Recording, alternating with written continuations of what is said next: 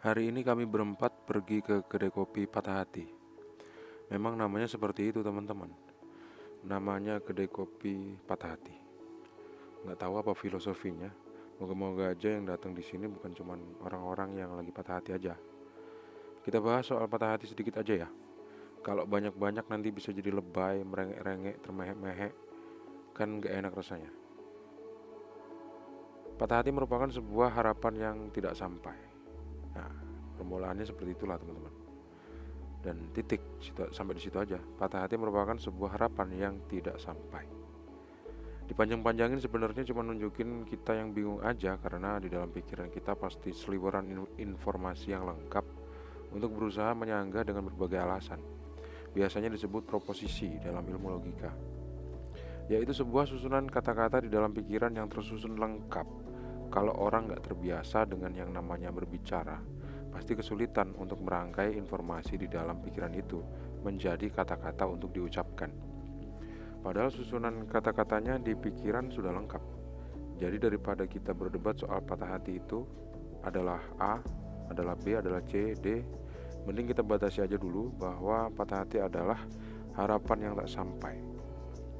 Bukan niat mau memutuskan literasi ya teman-teman, cuman berusaha aja supaya substansi dari obrolan itu nggak hilang. Kalau kita mau bahas argumen, nanti kita bahas di kedai kopi yang lain aja. Untuk saat ini, izinkan aku untuk selesai menjelaskan lebih dulu ya. Bagaimana moderator? Udah kayak lagi seminar aja. Baiklah ya teman-teman, kita kembali ke obrolan pertama. Pada dasarnya yang mau aku obrolin adalah soal patah hati.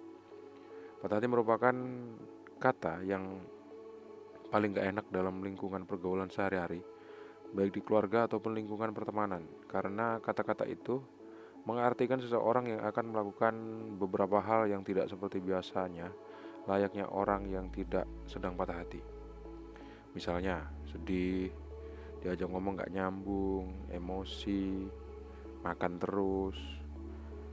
Kalau ngopinya kami berempat bukan ada latar belakang patah hati, karena perempuan ya teman-teman. Cuman kalau aku sendiri memang patah hati, karena ada kejadian yang bikin aku akhirnya ada di sini, keliling kedai kopi di Tanjung Pinang.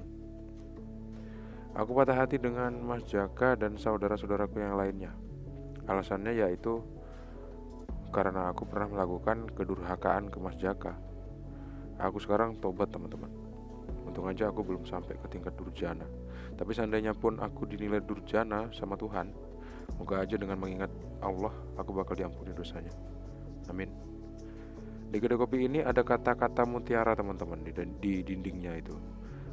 Gak aku ingat satu kata pun, karena memang aku gak menganggap itu informasi yang perlu aku ingat, karena aku sudah punya inti dari makna patah hati itu sendiri. Dan posisi inti makna dari patah hati itu adalah seperti sebuah unsur yang dapat dirubah menjadi bentuk apapun. Contohnya unsur air. Air itu ada satu unsurnya, cuman bentuknya air itu unsurnya cuma satu, cuman bentuknya bisa jadi bermacam-macam. Contohnya seperti es krim, hujan, embun, es batu, es kristal, es balok, es Apollo, es lilin, keringat, ingus, air seni, dan masih banyak lagi teman-teman. Kalau kita gunakan perumpamaan itu, jadinya aku udah punya intinya, yaitu unsur dari patah hati. Lalu bentuk dari unsur patah hati itu apa dong? Bentuknya ya kedai kopi patah hati itu. Terus kalimat motivasi patah hati, kata-kata mutiara, kalimat motivasi yang jumlahnya miliaran, merengek, termehek-mehek, melebay badai, minum teh obeng satu gentong, dan masih banyak bentuk yang lain lagi. Bentuk itu selalu berubah-ubah dan sangat beragam. Maka dari itu aku gak perlu ingat kata-kata yang dituliskan di dinding kedai kopi patah hati itu. Bukan gak mau mengingat, tapi buatku itu gak penting karena aku udah punya unsurnya. Unsurnya mau aku jadikan kata-kata apapun pasti bisa dan bakal jadi banyak banget. Sampai di sini teman-teman pasti paham lah. Aku percaya teman-teman paham karena penonton channel Kopi O ini adalah orang-orang yang cerdas. Kalau dipaksakan untuk mengingat-ingat kata di dinding itu, aku juga nggak bisa inget.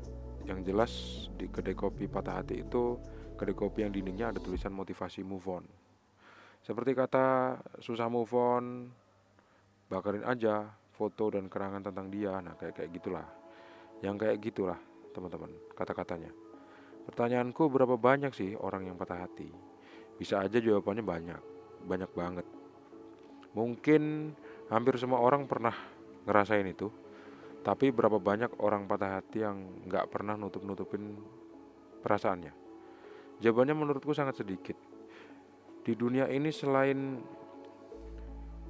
anak baru gede, kalau patah hati pasti sebisa mungkin menutupi sakit hatinya itu karena hatinya barusan patah diinjak-injak sama pasangannya yang selingkuh. Kacau kan? Macam-macam lah. Orang selain anak baru gede biasanya malah mengalami sebuah kondisi yang disebut dengan Cassandra kompleks, yaitu perasaan terluka yang begitu dalam hingga dia semakin kuat jiwanya.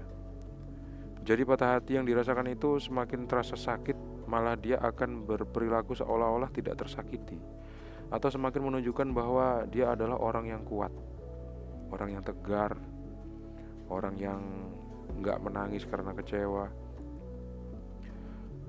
Kalau aku sendiri sih, patah hatiku karena kamarku masih berantakan, karena diriku sendiri yang nggak mampu menyediakan infrastruktur untuk merapikan kamar. Alasannya macam-macam lah, teman-teman. Ngomong-ngomong, kemarin aku mikirin negara kan. Nah, semakin aku pikirin, aku semakin sakit, semakin marah ngeliat kelakuan elit politik di pemerintahan. Tapi setelah makan nasi, jadi aku mikir, buat apa aku marah-marah mikir kelakuan mereka itu. Orang kamarku aja masih berantakan. Dan aku sadar akan semua itu karena aku udah ngopi, teman-teman. Jadi sebelum ngopi itu nggak sadar aku. Pas udah ngopi baru sadar. Ternyata kopi O memang membawa energi baru gitu buat hati dan otakku ini. Lagian bukan kapasitas aku juga untuk melakukan perubahan skala besar di pemerintahan. Di pemerintahan sana itu orang, aku bukan siapa-siapa juga. Aku nggak dikasih tanggung jawab sama Allah untuk melakukan perubahan dengan cara itu. Aku dikasih tugas hanya dengan merapikan kamar aja. Nah, itu aja, nggak lebih. Hasilnya pun masih berantakan. Tapi aku nggak salah juga dong. Aku marah semata-mata kan karena aku peduli sebagai sesama manusia yang berakal sehat. Seharusnya kita berjalan dengan hati yang tentram, ucapan yang santun, kelakuan yang sopan, dan macam-macam lah. Lagian soal negara itu buatku adalah soal yang sekunder, bukan soal yang primer. Karena seandainya negara di dunia ini nggak ada, toh Tuhan juga yang mengurus kehidupan kita, kehidupanku juga. Bukan anggota dewan atau presiden atau raja yang ngurusin kita. Asal kebutuhan primerku yang merupakan kebutuhan kemesraanku dengan Allah itu terpenuhi aja, aku udah tentram. Saat ini aku belum tentram karena perintah Tuhan untuk membersihkan kamar masih banyak aku tentang. Masih belum sempurna, teman-teman. Hasilnya kamarku masih berantakan. Suatu hal yang primer aja belum fix, apalagi soal sekunder ngurusin negara. Ya udah, pasti itu nggak bakal jadi tanggung jawabku. Kita bakal jumpa di kedai kopi yang lain lagi deh.